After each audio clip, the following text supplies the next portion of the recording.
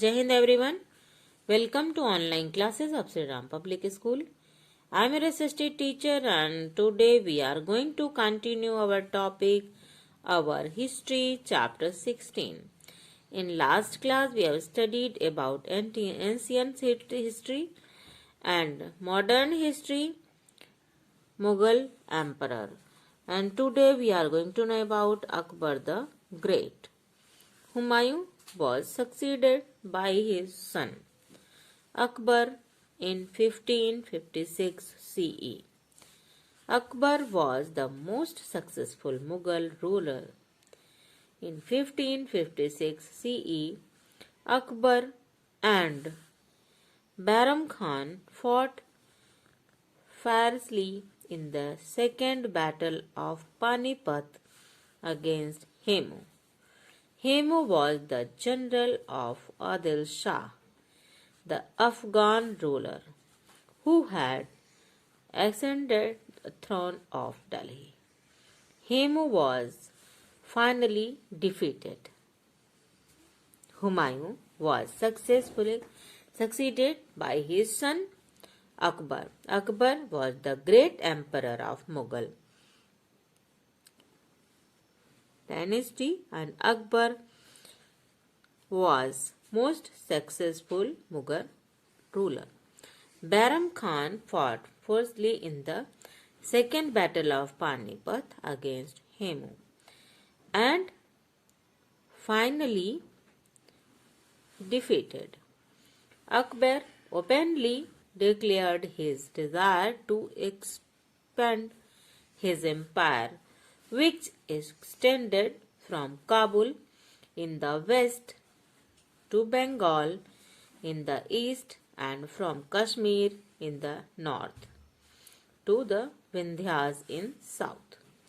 Akbar fought against the powerful Rajput in North India. Some Rajput chiefs accepted him as their king and Akbar treated them well. He gave them posts in the army and made them members of his court. He defeated the rulers of Malwa, Gondwana, Chittor, Ranthambore and Gujarat. He also defeated the rulers of Bihar and Bengal. Akbar fought the Battle of Haldi Ghati against Maharana Pratap, the ruler of Mewar, in 1576 CE. Maharana Pratap fought bravely but was defeated by Akbar and had to flee. He never agreed to bow down before Akbar. Akbar fought again powerful Rajput in North India and he succeeded, and many Rajput kings accepted their rule and Akbar gave him post in army and gave him place in their court also. In 1576 Haldi Ghati battle, which is fought Akbar with Maharana Pratap, and Maharana Pratap fought bravely and never agreed to bow down before Akbar. Birbal was the wazir in Akbar's court and Akbar could not read or write. But by coming in contact with scholars in different fields, he acquired useful knowledge in philosophy, religion, literature, history, etc. Mansabdari system of administration was universally applied throughout the territories of Mughal Empire. It was a system of giving high ranks to officers in return for maintaining their given quotas to cleverly. Akbar tried to combine the best of all religions into a new faith called the Deen-e-Ilahi. The idea of Akbar, however, did not become popular and Deen-e-Ilahi was not accepted by many people. Many beautiful monuments such as Fatehpur Sikri was constructed by Akbar. Akbar died in 1605 CE after a long and successful reign. He was succeeded by his son Salim, who became the ruler and acquired the title of Jahangir.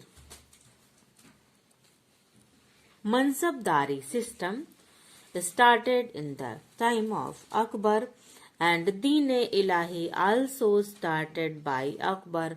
Akbar believed in every religion and he respected them. But many people not ready to accept this Deen-e-Ilahi. That's why it is not continuously go on that time and many beautiful monuments was made by Akbar, which is Fatehpur Sikri, and Akbar died in 1605 CE after a long and successful life. And he was succeeded by his son Salim, who is famous with the title of Jahangir.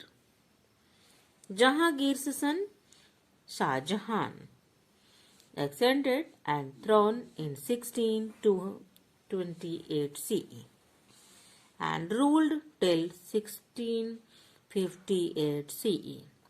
He was a good ruler, like Akbar. He also wanted to expand his empire. He built Taj Mahal at Agra and many other monuments, including the Agra fort.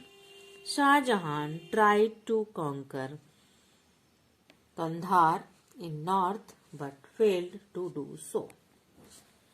Jahangir's son. After the Jahangir, who was the son of Akbar, and Jahangir's son Sher Shah accepted their throne in 1628 CE. And he is a good ruler like Akbar, and he built Taj Mahal at Agra and many other famous monuments also. Shah Jahan tried to conquer Kandahar in north, but he failed to do so. Sher Shah's son, Shah Jahan's son Aurangzeb succeeded to the throne in 1658 CE. After Aurangzeb's death in 1707, a series of weak rulers ascended the throne of Delhi. In 1806, Shah Alam's son Akbar Shah II ascended the throne of a much administered empire of the Mughals and ruled until 1837. His son Bahadur Shah Zafar, the last Mughal emperor, was deposed in 1857 by the British. In Mughal emperors, Shah Jahan's son Aurangzeb succeeded in throne in 1658, and after Aurangzeb's death, series of weak rulers accepted throne of Delhi, and many rulers came after them. Shah Alam's son Akbar Shah II extended the throne and much administered empire of the Mughals ruler until 1837, and his son Bahadur Shah Zafar, the last Mughal emperor, and he was deposed in 1857 by the British. After Mughal, British rulers came and they defeated Mughals. That's all for today. Thank you. Have a nice day. Stay home. Stay safe.